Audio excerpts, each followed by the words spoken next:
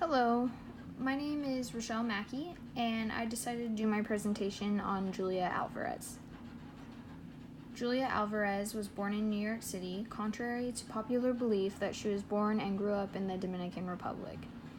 She moved back to the Dominican when she was 3 months old, but ended up moving back to the U.S. after her father's struggles with political issues and military.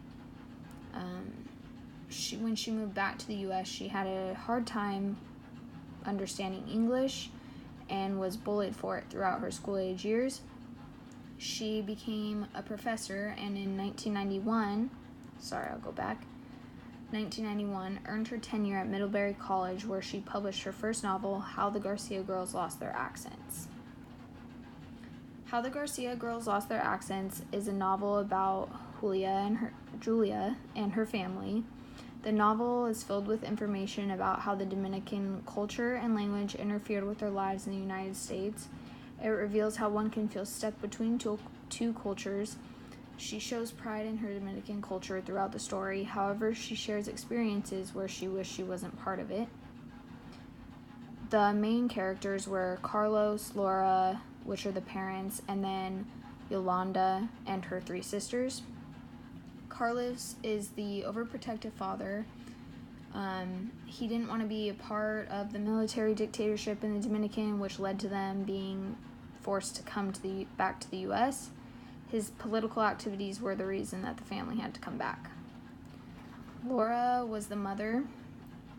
She had difficulties adjusting to cultural and material differences in the United States.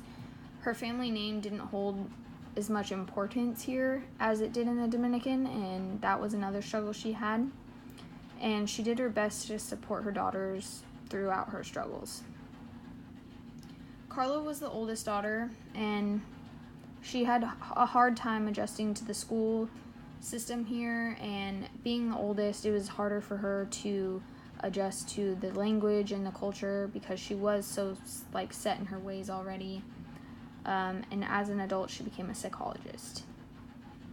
Sandra, aka Sandy, was the second oldest daughter of the Garcia family, and as a child, she felt frustrated between the two cultures and the language and everything that she had to learn coming to the United States.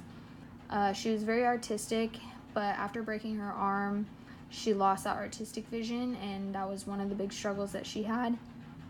Because of the frustration with art and the culture, she suffered from a mental breakdown as an adult. Yolanda was Julia Alvarez in the story. She was a rebellious tomboy of the family, and when she got to the U.S., she developed a love for poetry. The language really helped her feel like more of herself, which I explain later on. She had difficulty finding a significant other who could understand her culture and understand her and her language and where she was trying to come from. And she suffered a mental breakdown after a painful divorce. Sophia was the youngest daughter, and she was what caused most of the conflict in the family. She was most rebellious towards her father's authority, and she ended up running away to Germany with some guy, and it created more tension with her family. The important themes that I found throughout the story were family conflict, and the quote I found is, "His face darkened with shame at having his pleasure aroused in public by one of his daughters. He looked from one to the other, his gaze faltered. On the face of his youngest was the brilliant, impassive look he remembered from when she had snatched her love letters out of his hands."